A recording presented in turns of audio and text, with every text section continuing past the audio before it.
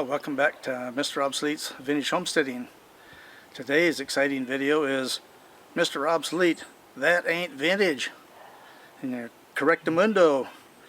What we're going to be doing today, going to be talking about some equipment that was donated to us by a really generous and nice couple here fairly recently. You can go back and watch one of our older videos and you see all the things we got. We got some power equipment and we also got some hand tools for gardening.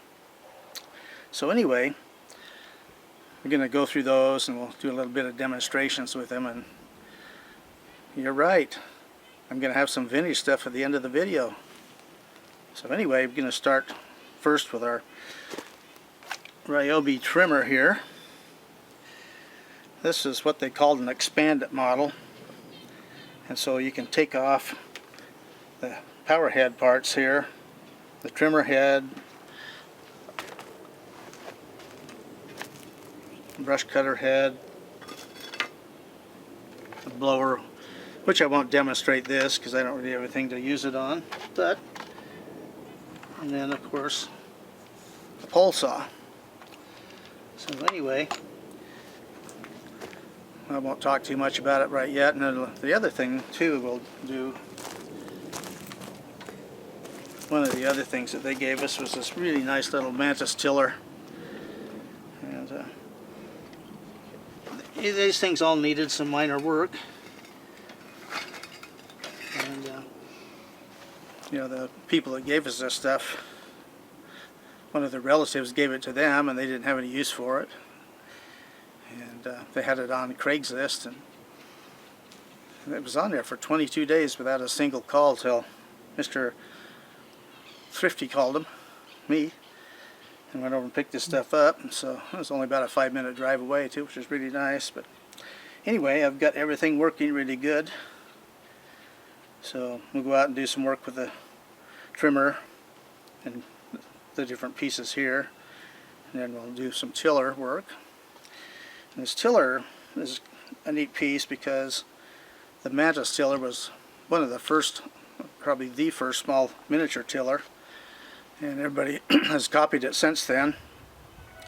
These are a pretty nice little unit, and even though it was free, I spent the big bucks on it for $46 and had to rebuild the carburetor, a new air filter, fuel lines, a new fuel filter.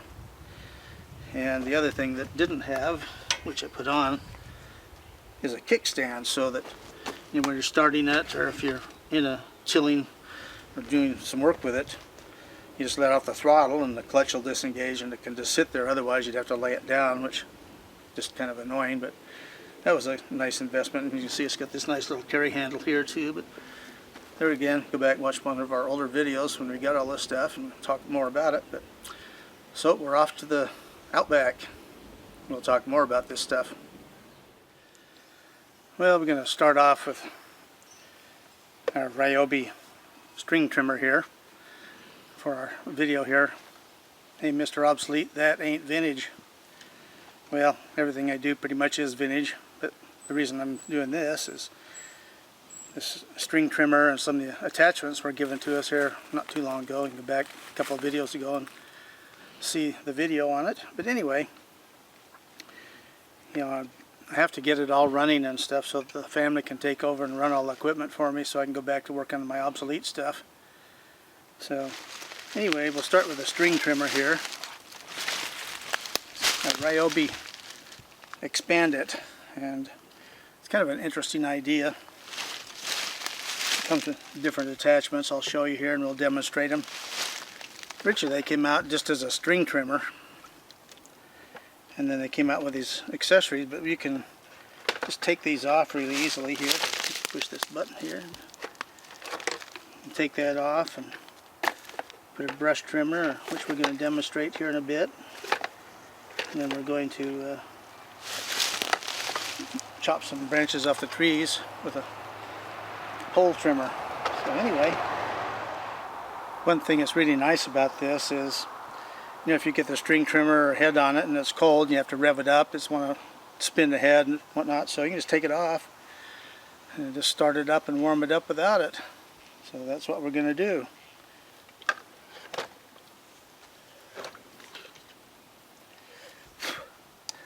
I'll get it running and warmed up and we'll be right back. Okay, what we're going to do is put the trimmer head on first, and then we'll go over and do a little bit of mowing the weeds.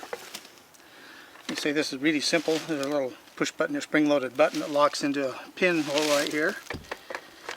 You just push that in and turn it till it locks in, like right there. Then you just tighten this knob here on the side so it won't fall out. And we're all set. We'll be right back when we're ready to trim.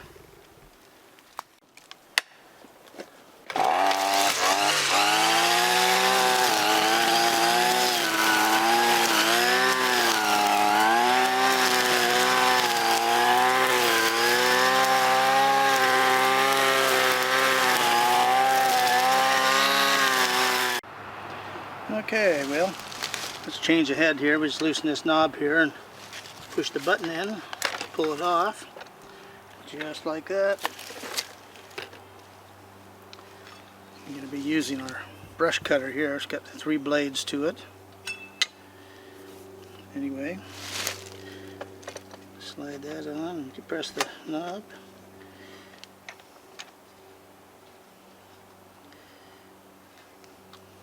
Tighten up the knob and we're ready to go. So get our eyes and ears on here and go trim some brush.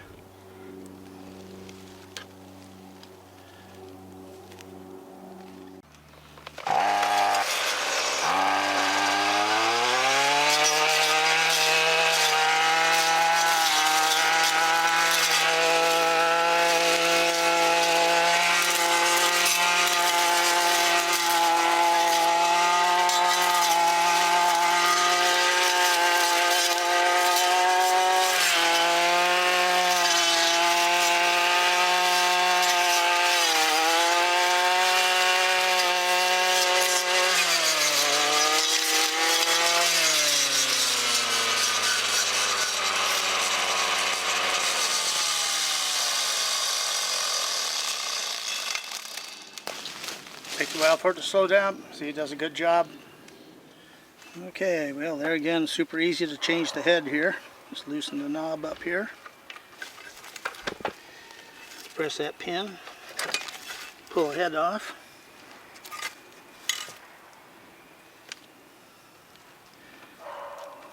So this, you got an extension and a pole saw head.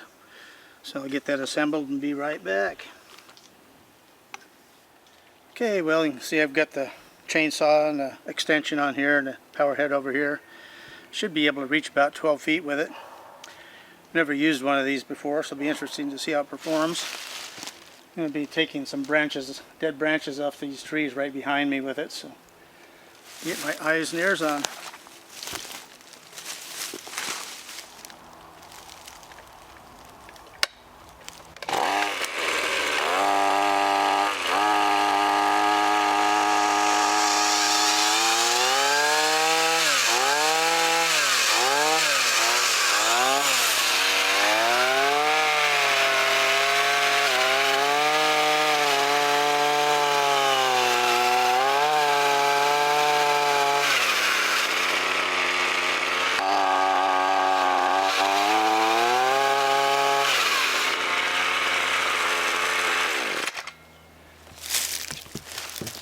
Well, it's not cutting.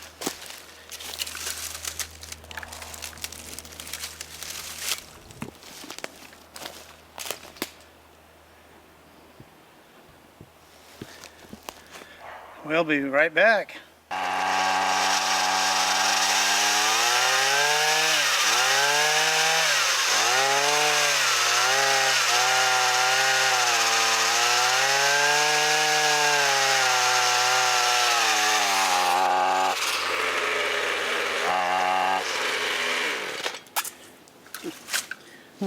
Tightened up again.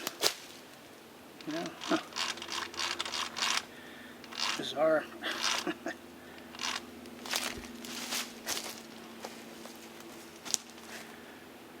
Well, let me just run it a little bit and see if it'll get going here.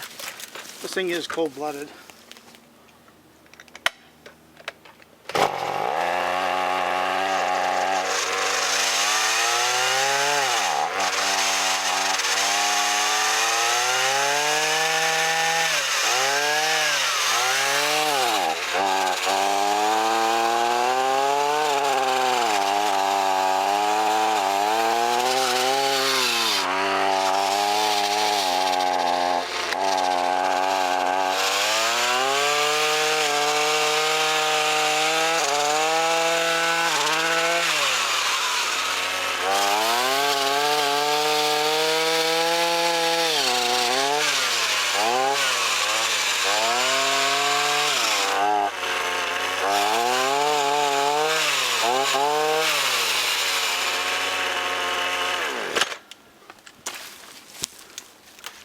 Well, kind of mixed results with that.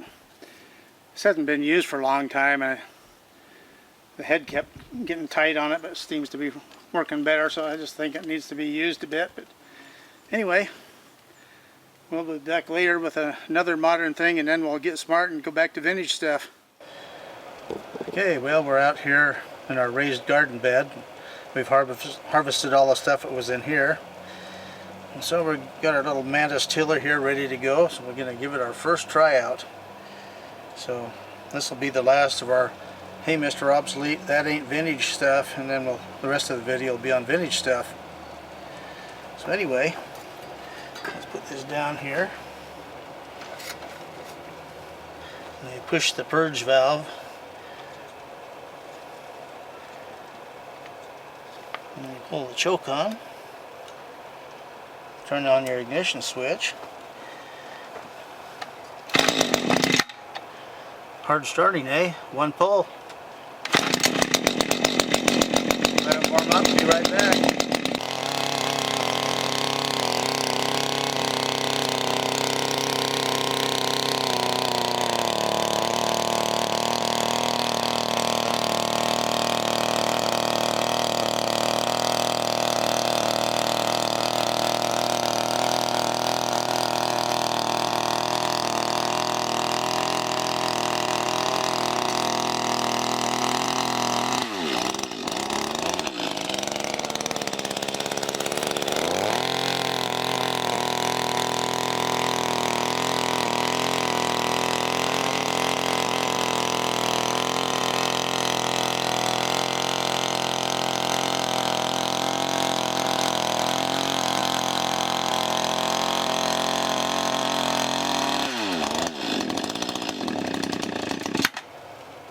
Not bad, eh? Need to adjust the carb just a little teeny bit, but really tilled this up nice. Before winter, I'm going to put in a lot of stuff in there, compost, perlite, and just a lot of amendments, and then we'll cover it for the winter and then be ready for spring. Well, I want to do part 2 on this pole saw here, because the first run wasn't too successful. The head up here, I think the grease had coagulated in it and had a hard time for the clutch to kick it in and get it going, so it's doing okay now. Makes some weird noises, but I can't find anything wrong with it. So anyway, I'll get it warmed up and get my eyes and ears on, and we'll be back at the tree.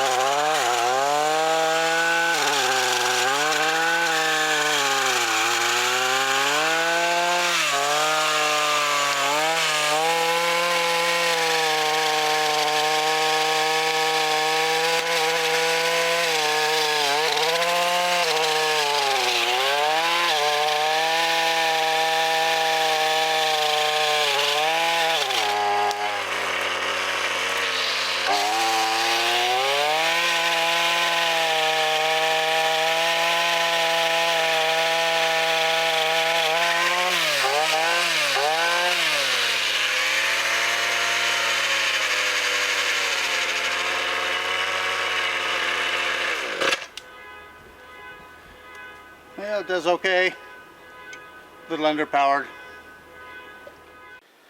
Well, we showed you the Ryobi and the trimmers and all the accessories and whatnot. In prior videos we showed all the hand tools for doing farm work.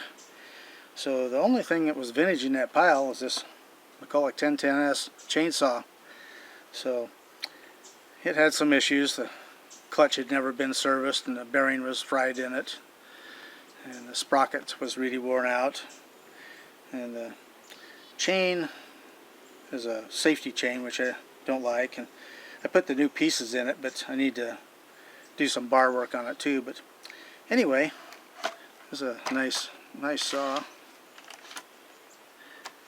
Got the original McCulloch bar on it. So anyway, I'll fire it up and warm it up and come back and we'll cut a little wood with it.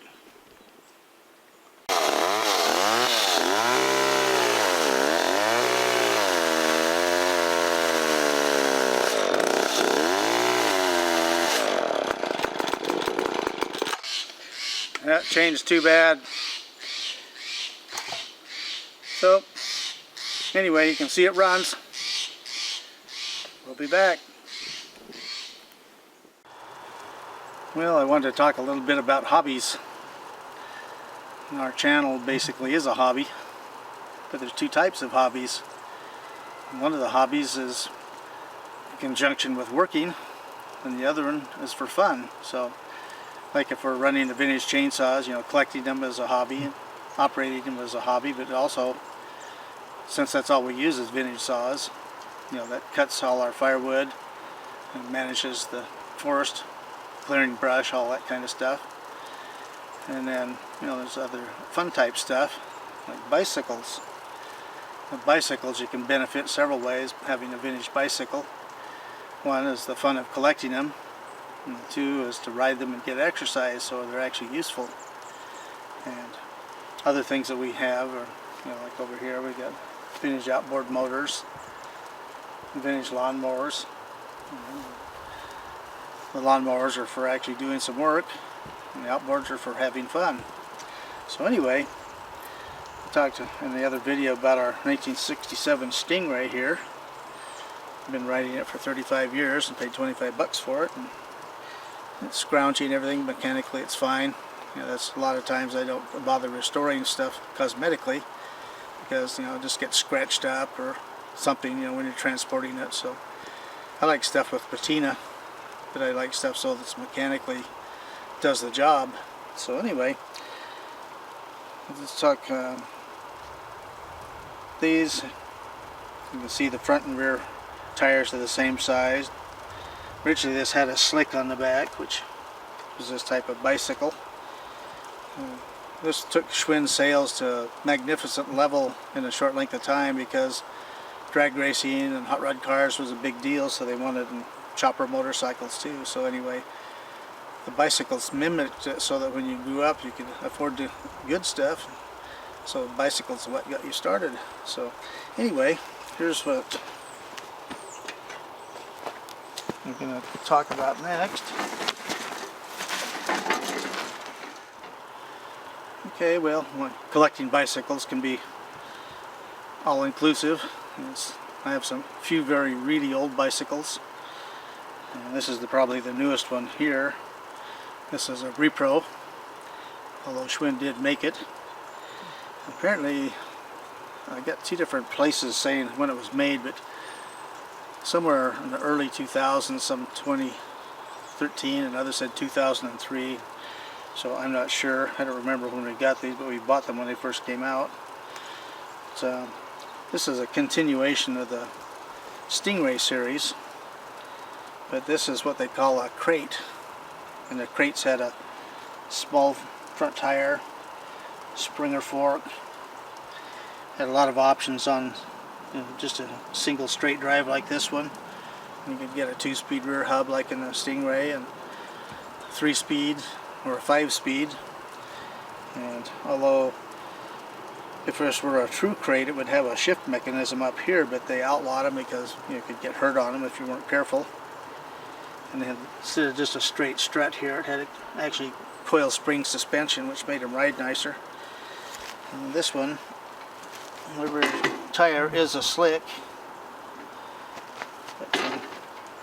like I say, hot rod cars and drag racing were a big theme, and if you're just a kid, you can't have your own dragster.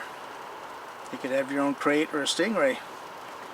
The benefits of having them, like I say, is you can take them out and ride them, get some exercise. And anyway, well, a little bit of time goes on, we'll just talk a little bit more. I think what we'll start doing, we'll do a main part of our video, whatever we're doing, chainsaw work or whatever. And then at the end of each video, we'll just kind of put in a little fun thing. So like, the bicycles, or we'll do vintage or antique outboard motors and other stuff we're going to keep as a surprise. So keep watching. Lots of weird stuff that Mr. Obsolete collects. I'll share with you. Vintage is best. Well, the weather is perfect, so I'm going to take our fake crate for a cruise. So anyway, be sure to keep watching our videos, especially go back and look at the old ones. Lots of stuff we've covered. So anyway, we'll ride off into the sunset.